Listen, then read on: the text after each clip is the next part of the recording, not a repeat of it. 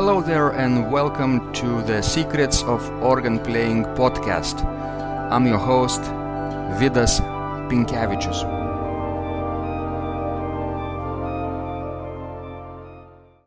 Today's guest is a Latvian organ builder Janis Kalnins, a long-time friend of mine, and I was delighted to meet with him in Vilnius, in my church, at Vilnius University St. John's Church. And this was the place where Janis worked initially in Lithuania about exactly 15 years ago, summer of 2000. I met him first at that time, where he worked on the pipework of this instrument, getting ready for the inauguration of the largest pipe organ in Lithuania.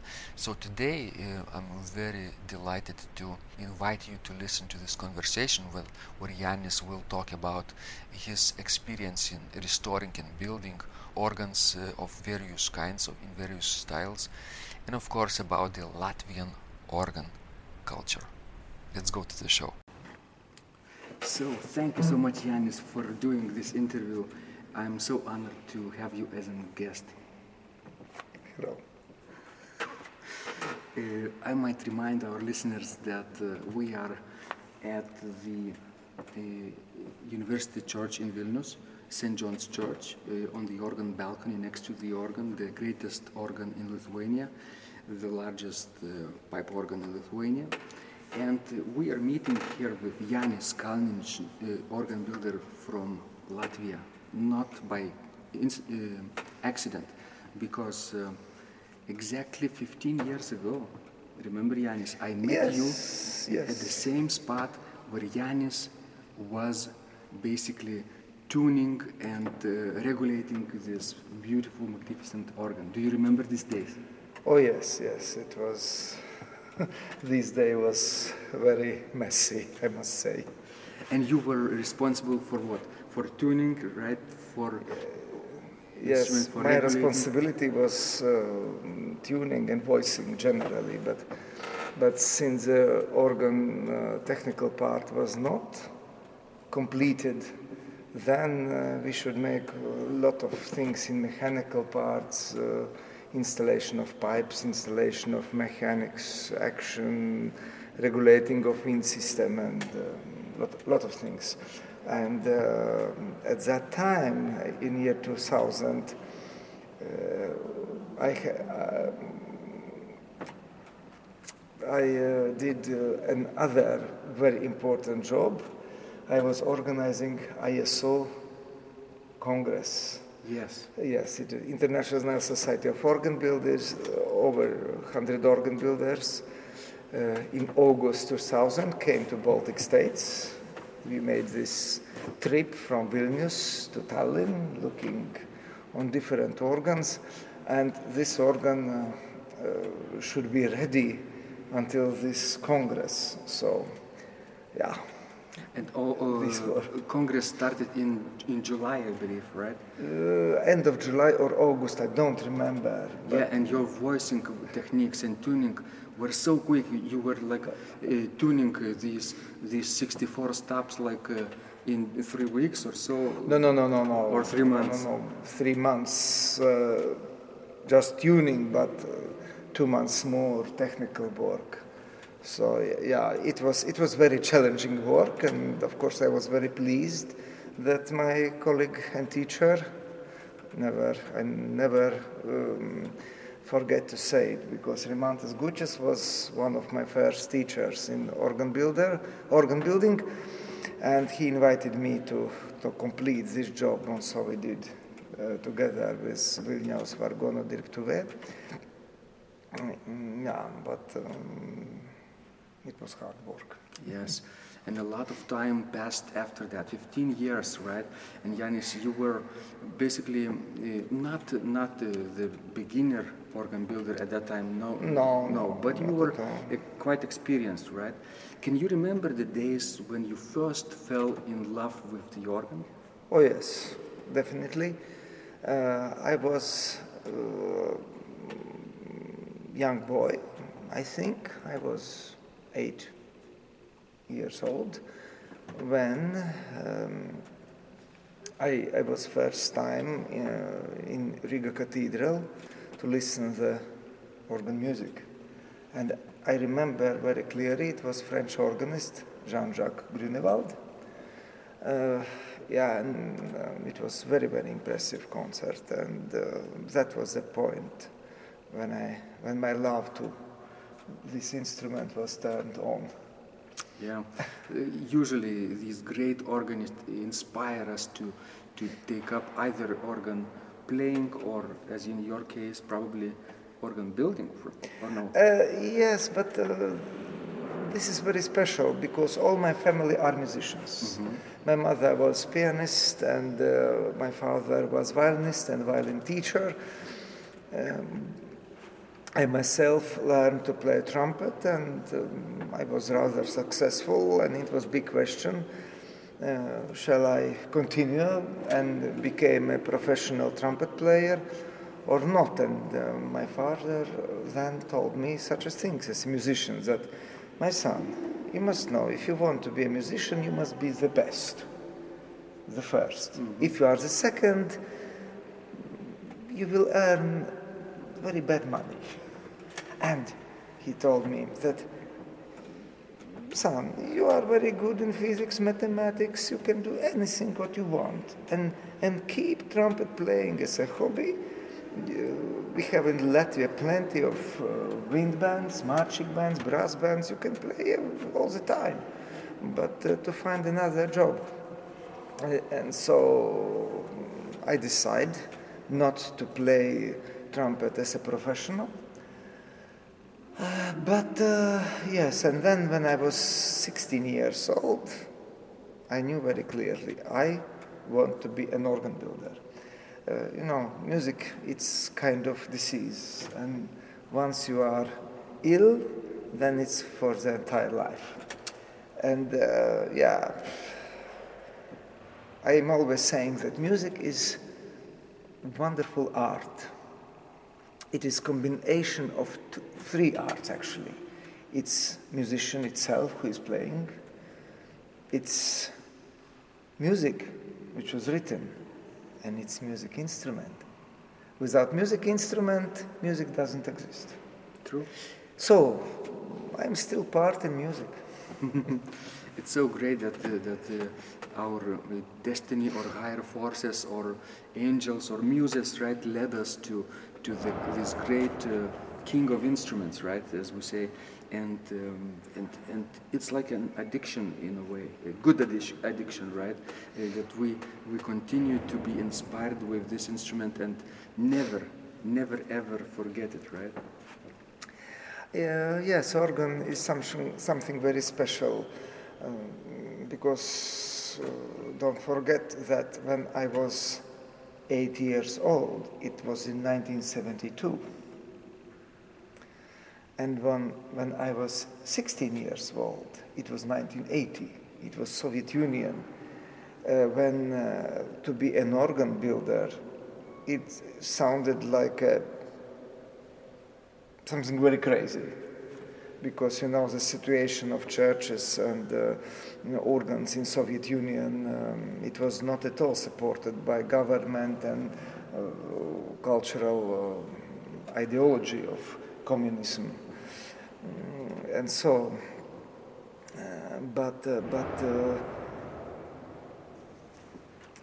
I was talking with Danish from Denmark, organist and organ expert Ole Olesen.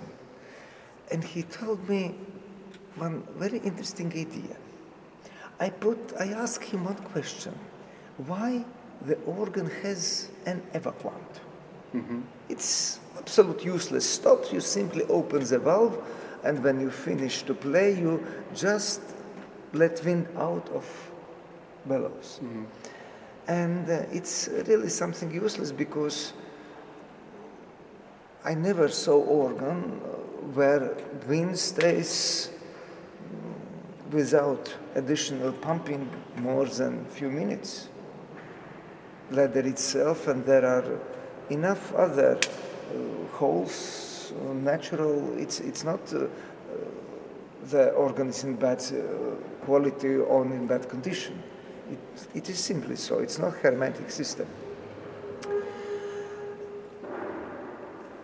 And he then told me that in Renaissance time, the wind somehow was considered to be similar with Holy Ghost, because the wind is spirit of organ. Wind makes organ to the life. And it is bad behavior to leave the wind without work. It's like you wasting time, like you wasting this Holy Ghost. It's something religious. So, and maybe this is what makes organ a really divine instrument of this way of making sound. It's not a hammer. It's wind. It's really a wind instrument, right? Yes. Wind instrument with keys. Yeah, and I think for most people, organ still has some association with the church. True. With religion.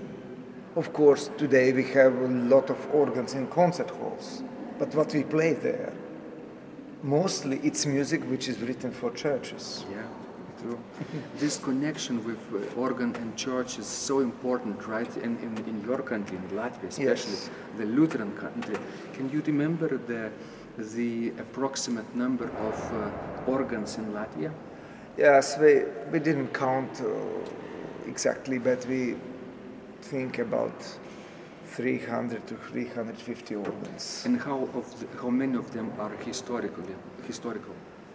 Rather much, actually all of them, except those organs which are brought to Latvia after 1991 from England, from Sweden, some second-hand organs, and it's maybe not more than 30, 40 organs.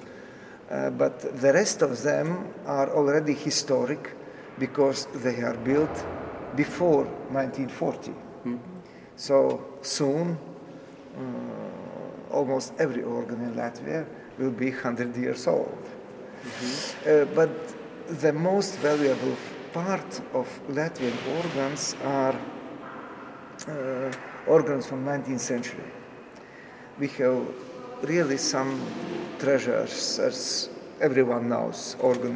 Valker organ in Riga Cathedral, the largest Tracker organ in the world in Liepāja Trinity Church, which was completed by Barnum Greenberg in 1885 with 131 stops. It's larger than the Riga Cathedral. Then we have a lot of beautiful organs from 19th century built by local organ builders. First of all, I want to mention Karl Hermann and his son Karl Alexander Hermann, August Martin, later Friedrich Weissenborn, the first professional Latvian organ builder Martin Kreslins.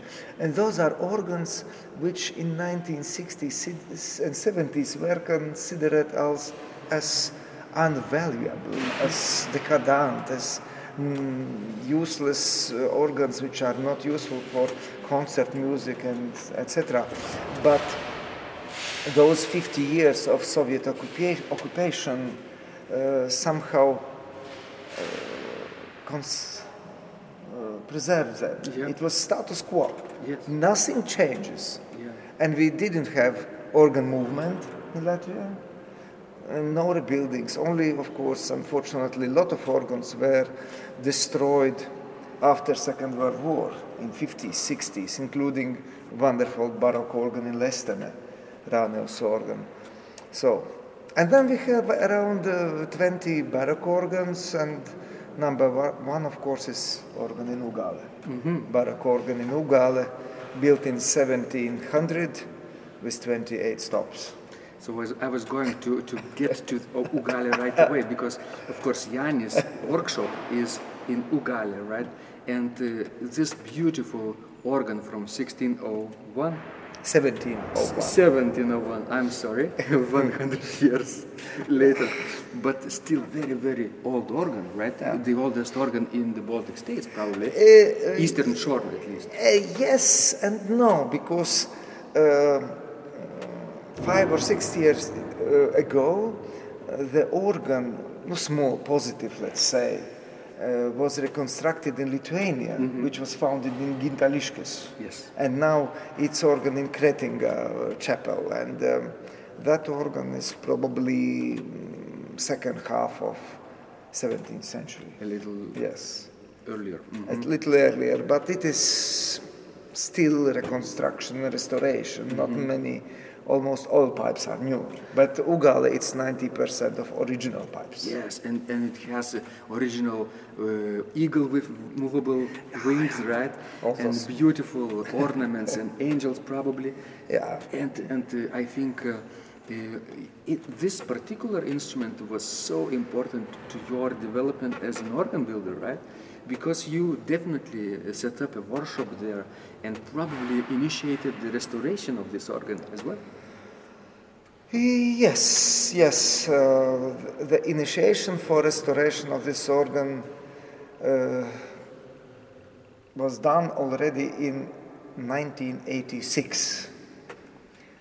And at that time, as a young, passionate and not very experienced at all organ builder, we put that organ in Ugale to playing condition, and I was astonished of sound, because something like that I never heard, especially in Latvia.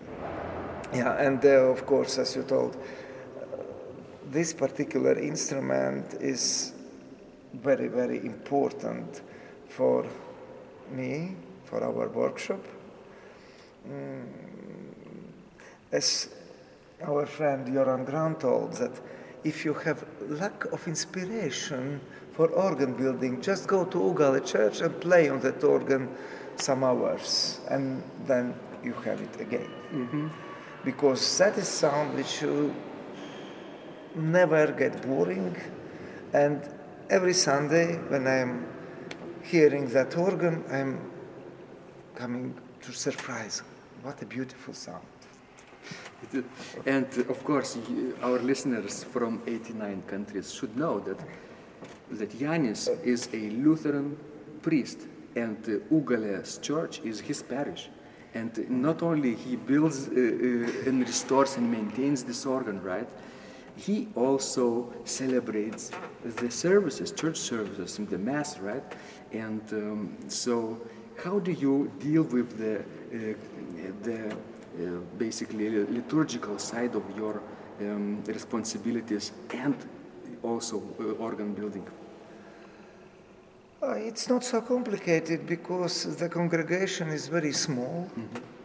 It's only 120 members, and another church were also with wonderful romantic organ from 1875 in Zlakas nearby. It's congregation with 30 people.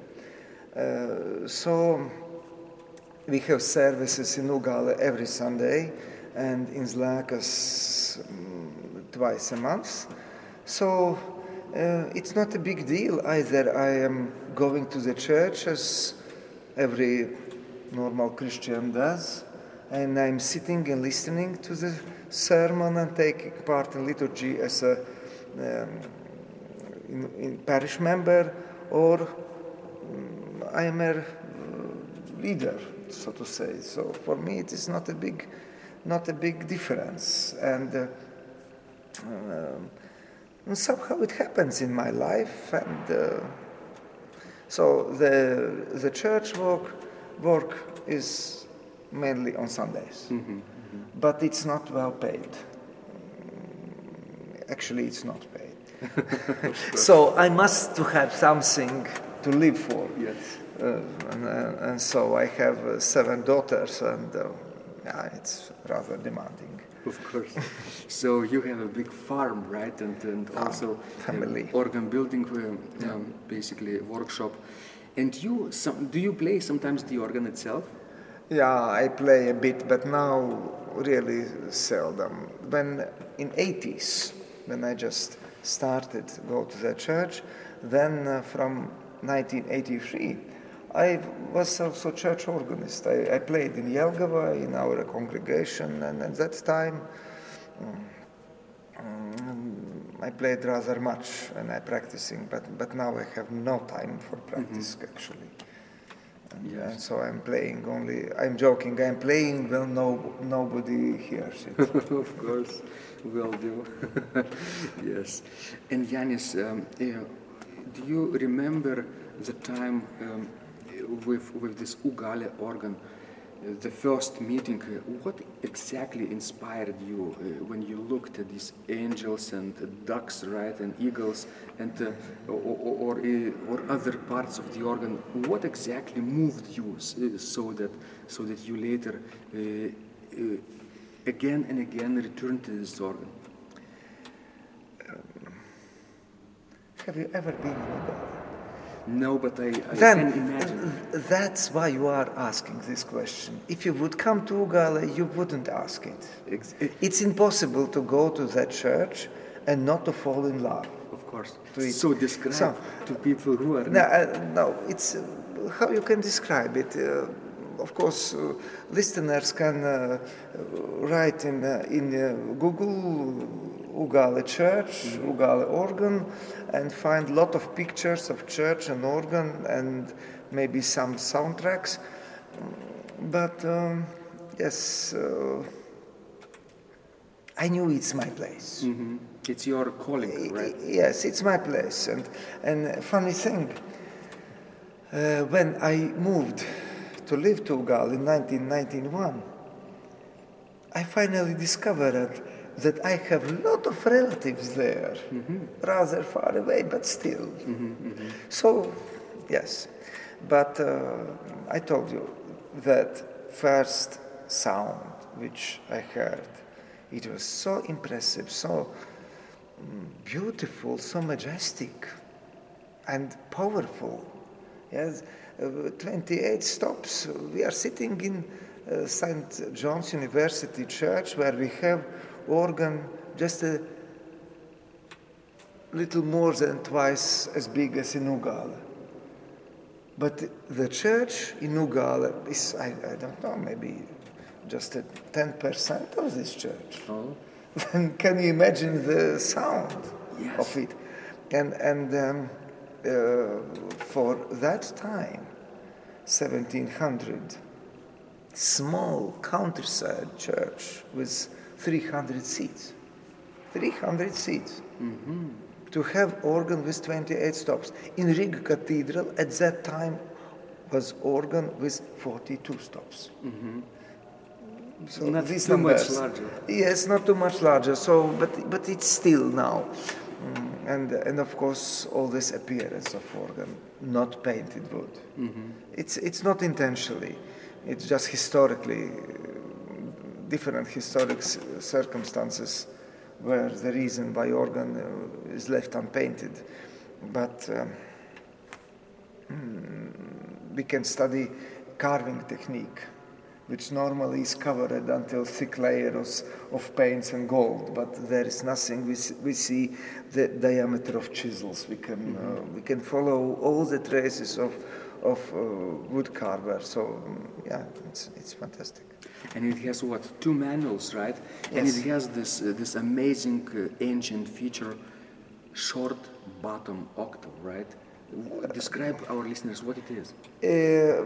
Probably it's not short octave in classical meaning of that, which starts from F, what we see, and then goes to only diatonic. In Ugale, only C sharp and D sharp keys are missing. So 2 sharp keys. Yes, it's normal keyboard with notes in normal order, but only in bass, C sharp and D sharp are missing. Wonderful. Who needs them at that tuning? Yes. And what kind of tuning do you have? Yeah, surprisingly, when we did restoration in 2005, when we completed, then we did a lot of research on facade pipes. They were preserved almost untouched because, of course, organ was retuned to equal temperament, but only with cutting slots. But all those cutouts were untouched. So we were able actually to put to original temperament. And it was very clearly that organ never was mean tone. Maybe for someone it is a surprise for that organ, but so it is. Organ was never mean tone. And a second surprise is that we could find out that it was fifth temperament, not a third temperament. It kind of Valotti, so with 6 pure fifths and 6 temperament, temperate, but not in symmetric order, but mixed up. So finally, the impression it is a bit of mean tone, temperament impression. The same keys which are in mean tone are pure, but in our case not so pure. And the same keys which in mean tone are not useful, in Ugale they are still useful. Great. So do you think that Cornelius Ranius, the master organ builder of this Ugale organ, built other organs with such a similar temperament elsewhere? We don't know, because this is only one organ which is preserved from this organ builder, unfortunately. So it might be that Cornelius Ranius basically just improvised the tuning, could be the temperament system, right, just on the spot? Yeah, who knows? Right? Who knows? But the history of organ is rather interesting, because the original concept, it is 2 manuals without pedal. And Cornelius Ranius himself added pedal 1 year later, when organ was completed. And pedal is located behind the main case of the whole organ, on additional case, and on chromatic windchest. Chromatic chest. Oh, that's unusual for that time. Yes, because it is just addition. So we might think that when organ was ready, the local landlord appointed a rather good, skilled, educated organist who came, what I can play on the organ without pedal, please add. And that is also an explanation for the extreme wide pedal, because the pedal is just fitted in existing place. And for Baroque architecture, of course, the architecture is much more important than functionality. And it was empty hole and it was filled. So we have extreme wide pedal with distance between lower C and treble E1. The compass goes up to E1, and distance we have 1 meter 44 centimeters. That's rather wide. Yes. On standard pedal keyboards from C to F we have 1 meter and 22 centimeters. So 20 centimeters more. I can say so to listeners that when you at normal standard organ modern you have already C, in Ugale we have in base only E. That's amazing. Probably organists who play there have to really take their time and adjust to the pedal board, to the pedal technique, right, to hit the right notes. Yes, but I noticed that for professional organists it doesn't take a long time, and they discover very soon that on these extreme wide pedal these passages which are typical for North German music, Buxtehude, Lübeck, Brooms, they work just perfectly. It's much easier to play as a modern pedal. Yeah, true. And these early techniques, the without heels, probably right, makes much more sense on these kind of pedal boards. True. So, Janis, what happened then? How you discovered other side of organ? Because you also build not only early Baroque types of instruments, right? But you also love these late Romantic instrument, cavaillacol perhaps was inspired instruments? Cavaillacol, not so many. I would say that my main source of inspiration is still 19th century organ builder Karl Hermann. He's changing. In his life, he changed from very classical sound to rather late Romantic sound, but still he never built organs with sound which we understand from late German Romantic, like Walker, Sauer, which are rather dark and difficult for polyphonic music and so. But Hermann himself was organist. All his life he was organist also. So he built organs for music. And so for me, the main thing in organ building is sound. Beautiful sound which you can enjoy. 10 years now, not so much, some 7 or 8 years ago, organ builder from Finland, my good colleague Helmut Grippentrog, he asked me to build an organ for his wife. Well, of course, you can imagine that what does it mean for organ builder get an order for another organ builder to build private organ for him. Yes. Very difficult. Yeah, this was practice organ with 2 manuals, 1 stop on each manual, open and geduct, Holz principal and stopped geduct, open diapason and stopped diapason, let's say, from wood. And he told very simple, please make the organ where you can play hours long without hurting your ears. And at the same time, you never get bored. It must be nice, excited and beautiful sound. But not too harsh. But not too harsh. But still that you can play and enjoy the sound all the time. Did you succeed in building this organ? This type of sound? That is what we are trying in every our instrument. Enjoy the sound. You know, I'm not professionally educated organ builder.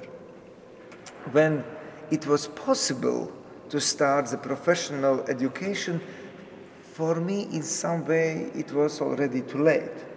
I was almost 30 years old. I had family, I had children. I was responsible for them and so. So in organ building, I am kind of autodidact. Of course, my 2 teachers, Gunnar Dalmanis in Riga and Rimantas Gučis here in Vilnius, they give me the first understanding of organ building. And what was interesting, they both put the main accent on sound quality, on music in itself. Not so to say, not so much to speak about clever things which some can do. I cannot. I'm not so clever. I'm not so educated in these things. And the second part of education, it was, which I'm telling, the industrial spying. I had possibility to visit some organ building companies in Sweden, in England, and everywhere you can see something very interesting. And of course, this exchange of opinions in ISO, it's very important, it's wonderful.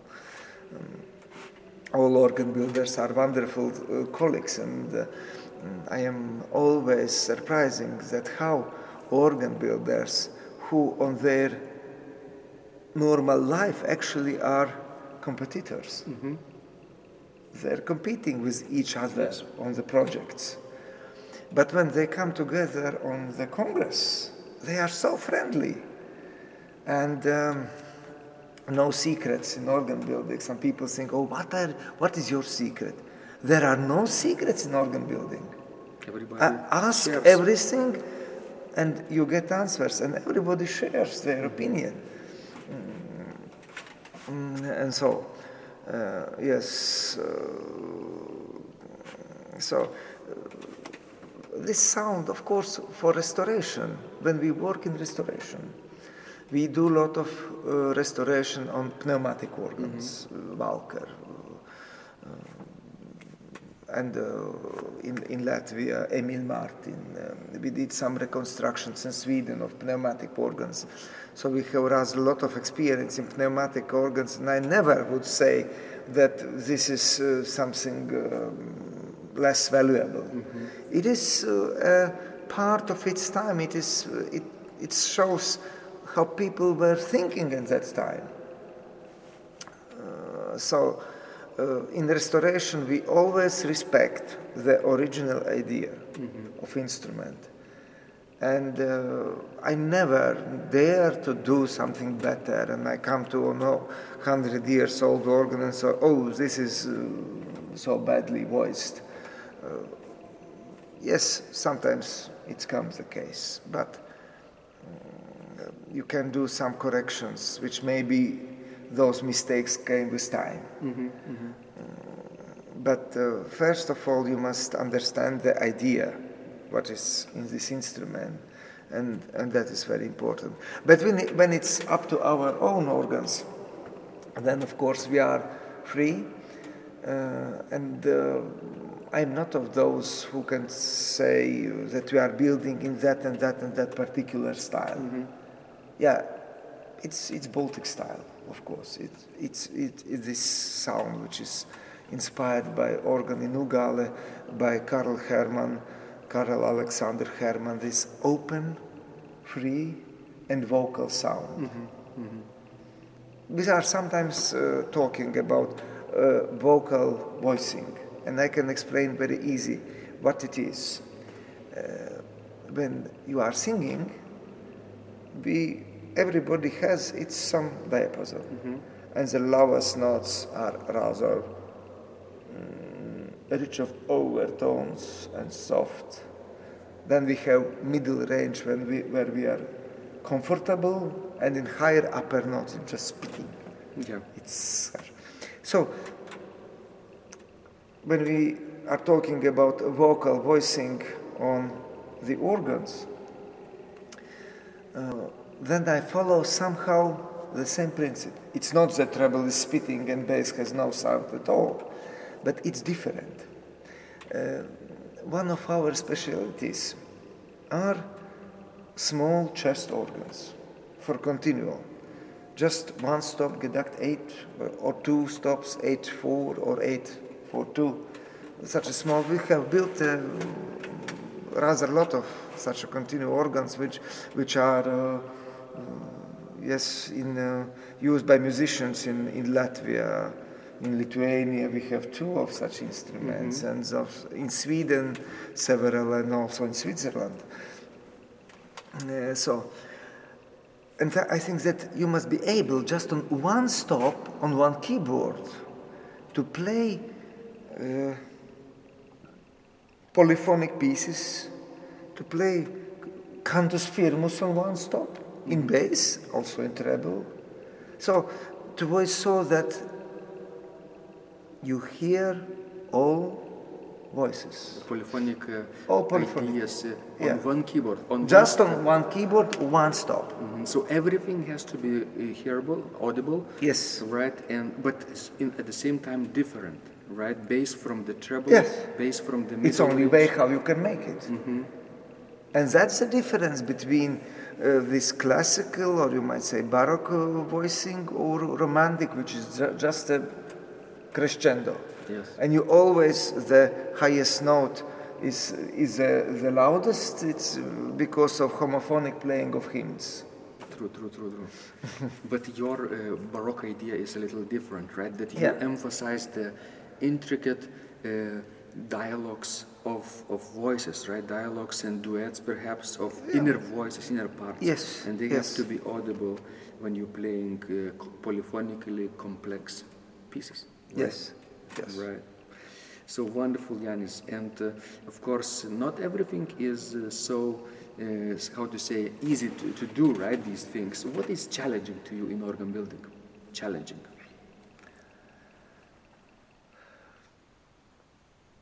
The main thing is how to get this good sound. When we start an organ project,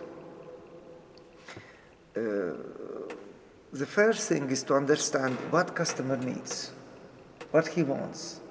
For me, it's very important to learn what kind of person is he or she, what he is expecting of an organ. Mm-hmm. And this is probably one of the biggest challenge to build an organ which met the needs of customer. Yeah, that's all, as always. Yeah, and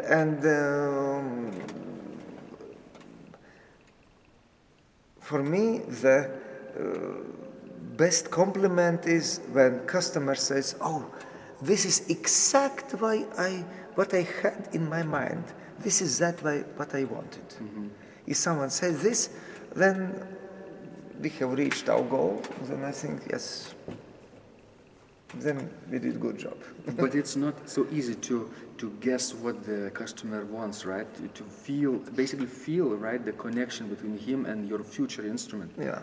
So how do you come to the idea of making one particular aspect of the organ or another? Would it be like the early type of instrument or later romantic? Do you discuss with the customers, of course? Of course, customers usually say first what for they need the organ.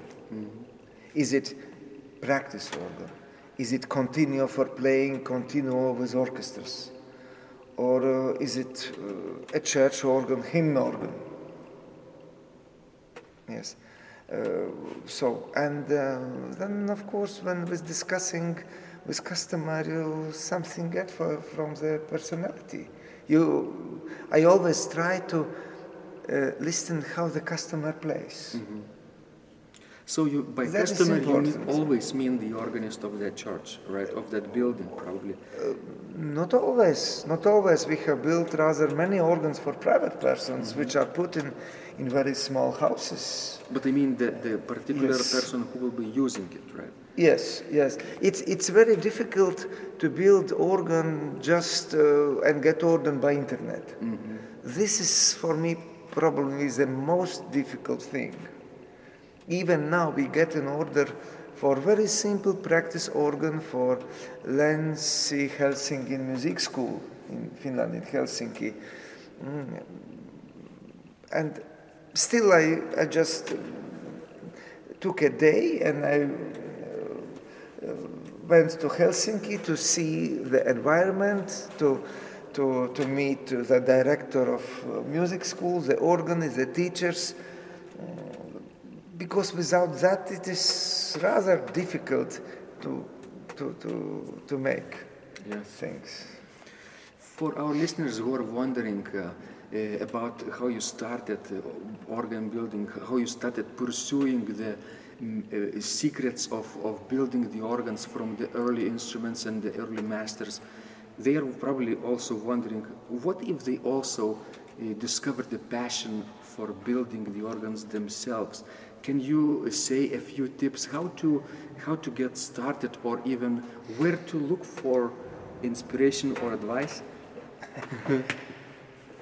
Of course, nowadays there are some schools where you can get education. In Europe, it's in Ludwigsburg.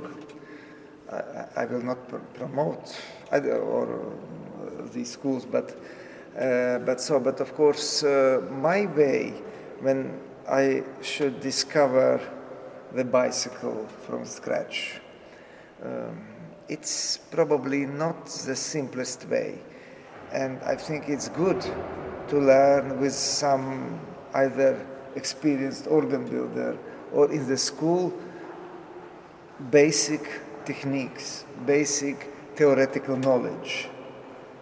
I did it by books, a lot of things. I even learned German because I knew that all books available for me were in German. So I learned German to be able to read those books theoretically. Exactly. Yes, but in someone wants to dare just build organ in house, no problems. I think just go to your nearest organ which you like, find out how it's built, because a small portative, it's so simple. It's nothing complicated, and just to start experiment. So exactly, this person, young person or any age, right, he has to be rather curious, right? First of all, curiosity is important to see how the instrument is functioning, right? Take apart and make it again, put it together. If it's not historically important, of course, you don't never treat a historical instrument this way. But it's one very good book I learned also. It's Bormann,